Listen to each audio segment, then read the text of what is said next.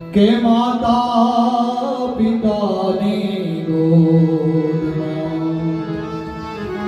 મમતા હતી ઘણી, મમતા હતી બદલાયું એ ગયો છું યૌવન મળ્યા પછી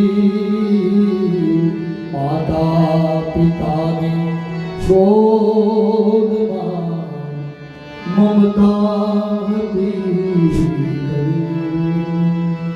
માના ખોળે જે રમવાની મજા છે એ જગતમાં ક્યાંય નથી હો. તમે બહુ ભાગ્યશાળી છો કે એના આશીર્વાદ છે ને માળી હજી ભગવાન એને 100 વર્ષના કરે હો, 100 થી વધારે એનો છાંયો છે. બરાબર છે, બહુ મહત્વની વસ્તુ છે. એ વડલો કહેવાય, એ વૃક્ષ છે ને એ એટલો બધો છાંયો આપે આપણી કલ્પના પણ ન હોય.